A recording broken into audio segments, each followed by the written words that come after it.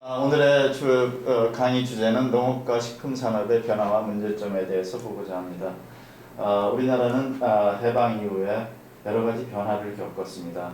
식량이 많이 부족한 상태에서 현재는 쌀이 남아도는 상태로 바뀌었습니다. 이와 같이 농업 부분이 어떻게 변화하고 식품산업이 어떻게 변화하는가, 이러한 것을 오늘 한번 같이 살펴보고자 합니다. 한국 경제는 1950년 한국 전쟁을 겪고 나서 모든 산업 기반이 파괴됐기 때문에 우선 경제 성장이 제일의 목표를 두었습니다. 그래서 고속 성장을 위한 경제의 불균형 성장 전략을 택했습니다. 그래서 생산성이 높은 제조업 중심으로 모든 투자 지원을 집중했고, 농업에 대해서 상대적인 투자가 굉장히 낮았기 때문에 도시와 농촌 간의 소득 격차라든가 성장 격차가 나타나기 시작했습니다. 그래서 상대적으로 우리나라는 지금 제조업이라든가 서비스업에서는 선진국 대열에 있지만 아직까지 농업 부문은 세계무역기구 WTO에서도 그 개도국 지위를 받고 있는 상태에 있습니다. 우리 농식품업의 변화를 우선 보기 위해서는 국토의 이용 상황을 보고자 합니다. 우리나라의 국토 면적이라는 것은 지금 한 999만 헥타, 그러니까 1000만 헥타에서 조금 모자라 보이는 형태인데요. 국토 면적에서 경지 면적이 차지하는 비율은 1980년대에서는 219만 헥타로서 한 22%였던 게 현재는 2009년에는 174만 헥타로 17%밖에 차지하지 않고 있습니다. 산지는 거의 변동이 없었습니다. 657만 헥타에서 현재 637만 헥타, 산지도 좀 줄었죠. 그래서 66%, 64%로 줄었고, 기타는 우리가 도시라든가 도로 같은데 도로로 경지 면적이나 산지가 많이 전용되어 있기 때문에 면적이 113만 헥타 11%에서 188만 헥타 19%로 증가했습니다.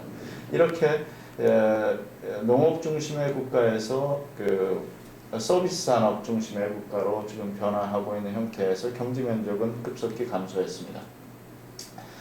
또 농업의 비중, 농업이 GDP에서 차지하는 비중도 계속 감소해 왔습니다. 1980년대에는 농업의 GDP, GNP에서 차지하는 비중은 한 11%였었는데 2009년도에는 한 2.3%에 불과한 실정입니다. 또 한편 경지 면적이 감소하고 농촌에서 도시로서의 이농이 많이 되고, 또 한편 불균형 경제 성장에 따라 농업에 대한 상대적인 비중이 약해지다 보니까 식량의 자급률도 계속 하락했습니다. 그래서 1990년대에 한 45%에 달하던 식량 자급률이 현재는 2009년도에는 27%로 감소한 실정입니다. 이와 같이 식량 자급률이 감소하다 보니까 최근에 국제 곡물 가격이 높이 상승하는 관계로 국내에서 수입 물가, 곡물을 중심으로 한 농산물 수입 물가가 굉장히 급등하게 되고, 이와 같은 것이 우리나라 물가 급등의 가장 큰 원인이 되고 물가 안정화에 대해 어려움을 겪고 있습니다. 그리고 그 다음에는 농가 소득을 보겠습니다. 농가 소득은 꾸준히 증가해 왔습니다. 그렇지만은 그래프에서 보는 것과 같이 농가 소득에서 2009년도에서 농업에서 차지한 농사를 지어서 얻는 소득은 3분의 1도 못 미치는 지금 한 1,000만 원이 못 미치고 있습니다. 2009년도에 농가 소득은 한 3,200만 원 정도 되는데, 그 농업 소득이라는 것은 한 1,000만 원도 미치지 못해서 농사를 얻어서 농가 가구가 얻는 소득은 농업에서 얻는 것이 3분의 1도 안 된다. 그 외에는 농업 밖에서 일을 해갖고 얻는 농해소득과 자녀라든가 도시에서 주는 이전소득이 그 3분의 2를 차지하고 있습니다. 한국 농업의 근대화 과정은 1961년서부터 76년까지 이때까지는 경제가 고속 성장하는 가운데 우리나라도 보릿고개를 경험했듯이 굶주림에서 어떻게 벗어나고자 많은 노력을 했던 기간이라고 볼 수 있습니다. 그래서 경제 1, 2, 3차 5개년 계획 동안에 한국도 우리나라 농업부문도 녹색혁명을 통해서 그러니까 비료나 농약이라든가 빠른 육종 기술을 통해서 쌀과 보리의 생산성을 높이는 노력을 많이 기울였습니다. 또 한편 농촌에 많은 자본이라든가 이런 것이 부족했기 때문에 농촌의 정신운동으로서 새마을운동을 통해서 농업인 스스로가 농촌을 발전시키는 운동을 일으켰습니다. 그 결과 1976년도에 쌀의 100% 자급을 이루었습니다. 그래서 1977년서부터 88년까지는 경제도 안정성장이 되고 주곡이 자급되고 경제가 성장됨에 따라서 농산물도 곡물이나 채소 중심에서 우유라든가 축산물의 소비가 늘어남에 따라서 그 농산물 소비가 식품 소비가 다양화되기 시작한 때입니다. 1988년서부터는 우리가 88년이라는 것은 서울 올림픽을 겪었던 해입니다. 그래서 서울 올림픽을 계기로 농업 부문이나 우리나라 경제 부문이 세계화에 노출되었습니다. 그래서 우리나라 농업도 시장 개방이 이루어지고 세계화가 1995년에 우루과이 라운드 협상이 타결됨에 따라서 가트 체제하에서 예외화되어 수입에서 예외화되었던 농산물도 완전 전면 관세하에서 수입 개방화되었습니다. 그래서 농산물도 95년서부터 수입 개방이 되고 또 최근에는 한국 경제가 어려움을 겪게 되면서 2000년도에 들어오면서 한국은 FTA를 적극적으로 추진하고 있습니다. 한국 농업은 실상을 보면 산업화와 도시화에 따른 농촌 인구가 급격히 감소화되고 노령화되고 있습니다. 그리고 농지가 많이 감소되고 농지 이용 구조도 변했습니다. 그래서 우선 농경지가 도로라든가 도시로 전형됨에 따라서 농지가 감소되고 또 한편 농촌에 많은 젊은 노동력이 도시로 이동하고 또 한편 농촌 인구가 감소되고 노령화됨에 따라서 많은 유인농지가 남아돌고 경지를 이용하는 이용률이 떨어졌습니다. 과거에는 우리가 경지를 이용하는 이용률이 120% 이상, 그러니까 이모작을 했었는데 지금은 한 5% 정도로 저하되었습니다. 또 한편 경영 규모가 굉장히 영세하고 아직까지 필지가 굉장히 분산되어 있습니다. 경영 규모가 호주 같은 나라는 한 200헥타가 이르지만 우리나라는 한 1헥타 정도에 불과한 형태입니다. 또 한편 농가당 경지 규모가 1헥타에 불과하지만 또 1헥타가 여러 군데로 분산되어 있었기 때문에 규모화라든가 또 농업 경영의 효율성을 이루는 데 한계가 있었습니다.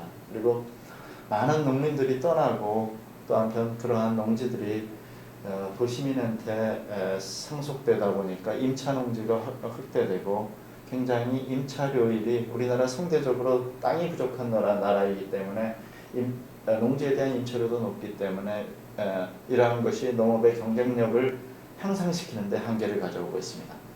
그리고 최근에는 우리나라가 전반적으로 그 부동산에 대한 수요가 많아지기 때문에 농촌에 있어서의 집가도 굉장히 상승되었습니다. 그래서 4대강 개발이라든가 최근에는 또 한편 일반 자본시장이 굉장히 위축되다 보니까 농촌의 부동산도 상승된 형태입니다. 또 한국 농업의 아주 큰 픽처를 보면은 농업 생산 기반의 투자가 굉장히 미흡했습니다. 이러한 것은 한국 경제가 제조업 중심의 성장을 가져오는 불균형 경제 발전을 취했기 때문에 이러한 현상이 나타났고 1980년도 90년대에 들어오면서 농촌 소비 형태가 다양해지고 농업 생산 구조도 쌀 중심에서 채소, 과일 그리고 축산물 중심으로 다양화되고 있습니다. 또 한편 농촌에 있어서 녹색혁명이라든가 다양한 비료 농약을 사용하고 또 한편 비닐하우스가 사용되다 보니까 농촌 환경이 오염되고 최근에 소득 증가에 따라 국민들이 안전한 농산물에 대한 수요도 굉장히 늘어남에 따라 생산도 증가하게 되었습니다. 그리고 95년도 이후에는 농산물이 수입 개방이 됨에 따라 도농 간의 소득 격차가 더 늘어나고 환경 격차도 뚜렷이 나타났습니다. 그리고 아직까지도 우리가 그 전자전기라든가 IT 산업이라든가 BT 산업에 있어서 세계 최강대국임에도 불구하고 이러한 관련 기술의 농업 기술로에 접목하는 데는 아직 미흡해서 농업 기술은 상대적으로 낮은 상태에 있습니다. 농업 문제의 가장 근원적인 문제점이라는 농업 자체, 농업 생산의 불안정성입니다. 농업이라는 것은 항상 기후에 자연 조건의 의존도가 높기 때문에 공급 과잉과 부족을 갖다 반복적으로 겪었으며 국제 곡물 시장도 굉장히 불안정한 상태입니다. 이러한 것은 제조업과 달리 자연 상태의 의존도가 높기 때문에 농업이 갖고 있는 근원적인 문제점입니다. 또 한편 농업이라는 것은 근본적으로 생산성이 낮기 때문에 토지 의존적이기 때문에 생산성이 낮고 또 농업소득이 낮은 농업소득과 생산성으로서 항상 타 산업에 대해서 어려움을 겪고 있습니다. 이러한 근원적인 문제점을 해결하기 위해서 정부의 시장 개입이 어느 나라나 다 있어 왔습니다. 또 한편 이러한 우리의 농업 문제라는 것은 세계적인 식량 문제도 있고 세계적으로 세계적으로 많은 아프리카나 개도국에서 굶주림에 있는 나라라든가 미국을 중심으로 식량이 남는 나라, 또 한편 자연 조건에 의존되기 때문에 일부 국가, 중동이나 싱가포르 도시국가에서는 전혀 농산물이 생산되지 않고 있죠. 그래서 세계적으로 농산물 수급이 굉장히 불안정하기 때문에 세계적인 농산물 가격도 굉장히 불안정합니다. 이러한 것을 세계적인 농산물의 가격이 불안정하기 때문에 국민들에게 안정적으로 농산물을 공급하기 위해서는 정부의 시장 개입이 불가피하고요. 또 한편 최근에 농산물 수입이 굉장히 늘어나고 또 국민소득이 늘어나기 때문에 광우병이나 구제역 같은 사태에서 볼 수 있듯이 국민들이 좀 더 안전한 식품을 원하는 것을 원하고 또 한편 안정적으로 식량을 공급받기를 원합니다. 그래서 이런 안전한 식량을 공급하고 안정적으로 식량을 공급하기 위해서 정부가 같이 시장 개입을 해왔고요. 또 농업이라는 것이 우리 한반도에 있어서 푸른 공간을 지키는 곳이기 때문에 농업과 환경 문제가 굉장히 밀접하게 연관되어 있습니다. 그래서 환경을 보존하면서 지속 가능한 농업 발전을 위해서는 정부가 여러 가지 규제라든가 정부의 시장 개입이 필요하고요. 또 농촌이라는 것은 굉장히 조건 분리 지역이 많습니다. 산악지대라든가. 그래서 우리가 스위스 같은 농업에서 볼 수 있듯이 이러한 것에 농촌 개발을 하기 위해서 정부는 꾸준히 시장 개입을 해왔습니다.